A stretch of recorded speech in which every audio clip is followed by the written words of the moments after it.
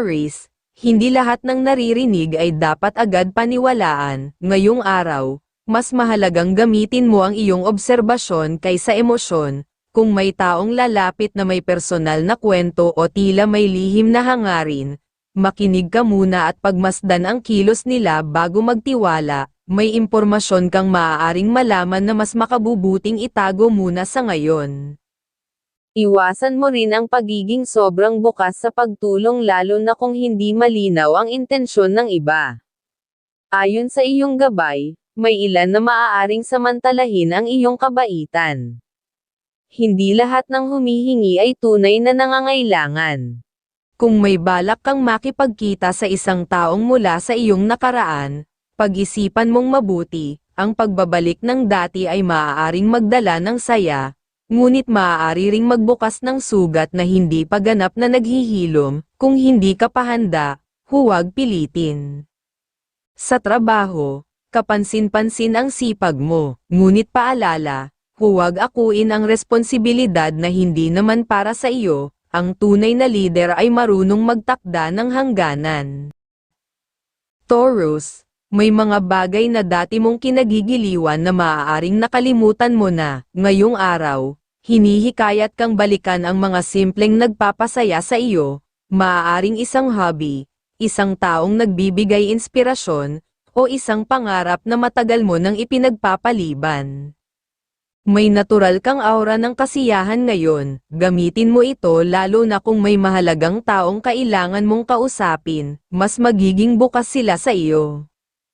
Kung may kasunduan sa trabaho o negosyo, tiyakin mong ikaw mismo ang may malinaw na kaalaman sa bawat detalye, huwag umasa sa sabi-sabi lamang. Hindi lahat ng mukhang maganda sa umpisa ay magiging maayos sa huli, kaya suriin mong mabuti.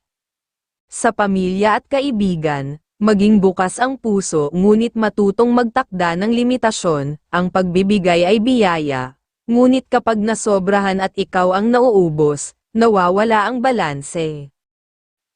Gemini, ang kapangyarihan mo ngayon ay nasa paraan ng iyong pagsasalita. Kung may mahalagang pag-uusap kang haharapin, siguraduhin ang tono mo ay kalmado at puno ng pag-unawa. Mas maririnig ka kapag hindi emosyon ang nangingibabaw.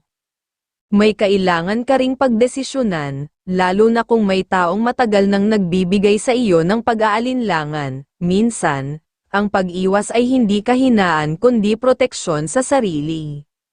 Sa usaping pera, umiwas muna sa biglaang paggastos. Ang bagay na tila mahalaga ngayon ay maaaring hindi mo nahanapin bukas. Mas makabubuti kung ang pera mo ay ilaan sa mas makabuluhang bagay o sa taong tunay mong minamahal. Sa trabaho, may hindi inaasahang tutulong sa iyo. Panatilihin ang maayos na pakikitungo dahil ang suporta ay magmumula sa hindi mo inaakalang kakampi. Sa tahanan, piliin ang katahimikan kung ito ang magdadala ng kapayapaan. Hindi lahat ng tama ay kailangang ipaglaban agad. Cancer, hindi ka dapat magpadala sa pressure, lalo na sa mga usapang may kinalaman sa kasunduan o transaksyon.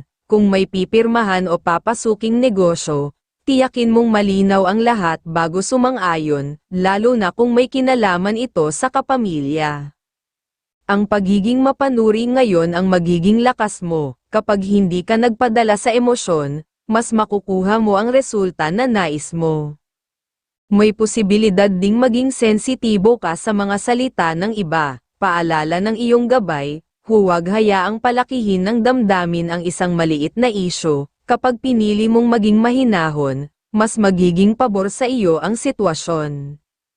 Sa trabaho, unahin ang sariling responsibilidad kaysa pakikisama. Mas mapapansin ka ng nakakataas hindi dahil sa pagiging palakaibigan kundi dahil sa pagiging epektibo at maaasahan.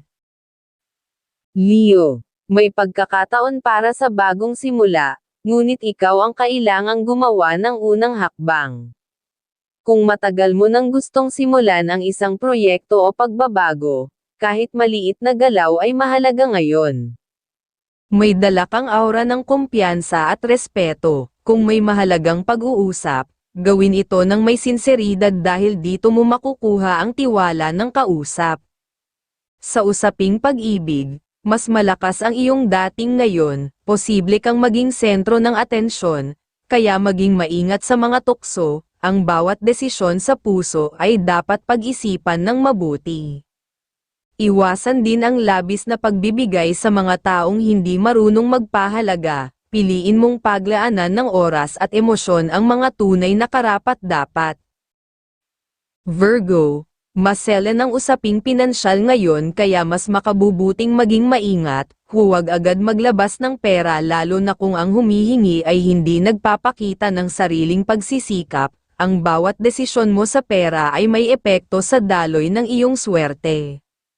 Sa trabaho, ang tahimik ngunit consistent mong pagkilos ang magiging susi sa tagumpay, hindi mo kailangang ipaalam sa lahat ang ginagawa mo, kusa itong mapapansin ng mga nakakataas. Kung may bagong responsibilidad na ibibigay, tanggapin mo ito ng may buong pananagutan, ito ang maaaring maging daan sa mas malaking oportunidad. Sa tahanan, may taong nangangailangan ng iyong pag-unawa, hindi sermon ang kailangan nila kundi pakikinig at malasakit, ang mahinahong salita ang magiging tulay sa pagkakaayos ng anumang tensyon.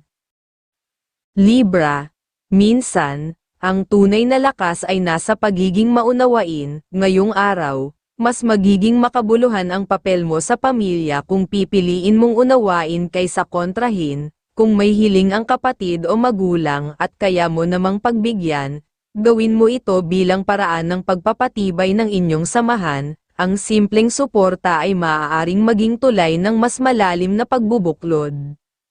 Kung may balak kang magsama ng ibang tao sa isang mahalagang deal o usapan, pag-isipan mo muna, may pahiwatig na hindi lahat ng kasama ay may dalang magandang intensyon, mas makabubuti kung ikaw muna ang humawak ng direksyon.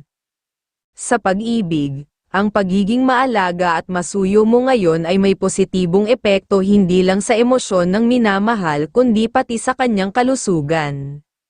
Sa pera, unahin ang pangangailangan ng pamilya, ang pagtulong sa magulang o mahal sa buhay ay magbibigay sa iyo ng pakiramdam ng kaganapan. Tandaan, ang kasaganaan ay hindi lang nasusukat sa ipon, kundi sa kabutihang naibahagi. Scorpio, may katahimikan sa paligid mo ngayon, ngunit hindi ibig sabihin ay walang gumagalaw sa ilalim nito. Sa tahanan, maaaring may sensitibong usapan na lilitaw, piliin mong maging mahinahon at maging tagapakinig. Ikaw ang maaaring maging tulay sa pag-aayos ng lumang hindi pagkakaunawaan. Maganda ang aura mo ngayon, kung may plano kang matagal nang iniisip, ituloy mo na, huwag nang mag-alinlangan. Sa usaping investment, may maliit na oportunidad na maaaring balewalain ng iba, ngunit kapag sinuri mo ng mabuti, maaari itong magdala ng dagdag na kita, huwag agad magpadala sa payo ng kaibigan hanggat hindi mo nasusuri sa sarili mong pag-iisip. Sa trabaho, itoon ang pansin sa detalye, siguraduhing kompleto at maayos ang anumang ipapasa o i-present, iwasan ang tsismis, hayaang ang kalidad ng gawa mo ang magsalita para sa iyo. Sagittarius, sa pag-ibig, hindi sapat ang matamis na simula, mas mahalaga ang consistency, kung may tampuhan, huwag hayaang lumalim dahil sa katahimikan, ang pag-uusap ang tunay na solusyon. Para sa mga single, huwag agad isara ang pinto sa second chance, may mga taong natutong magmahal ng mas tama sa paglipas ng panahon. Sa trabaho, may posibilidad ng pagkilala. Kung may ideya kang matagal nang itinatago, ito na ang panahon para ilabas ito. Ngunit tandaan, mas mabuti ang dahan-dahan ngunit sigurado kaysa mabilis ngunit kulang sa paghahanda. Sa pera at investment, umiwas muna sa high-risk na galaw. Kung may partner ka sa negosyo, tiyaking malinaw ang usapan upang maiwasan ang hindi pagkakaunawaan. Gamitin ang iyong intuition sa pagpili ng gastusang may tunay na balik. Capricorn, hindi lahat ng nakangiti ay kakampi. Ngayong araw, maging alerto sa mga impormasyon at salitang maririnig mo. Kung may maramdaman kang hindi tugma sa iyong prinsipyo o plano, huwag matakot umiwas. Ang pag-iingat ay hindi pagiging negatibo, ito ay proteksyon. Sa pera, may pahiwatig na maaari mo nang simulan ang matagal mong iniisip na side income, kahit maliit muna. Kung may gustong makipag-collab, suriin ang detalye bago pumayag. Ilagay ang pera sa direksyong may malinaw na benepisyo sa hinaharap. Handa kang tumulong sa pamilya, lalo na sa anak o mahal sa buhay, ngunit siguraduhin hindi ka mauubos sa trabaho. Huwag magpadala sa negatibong salita ng iba, panatilihin ang focus sa dapat mong gawin upang hindi masira ang takbo ng iyong araw.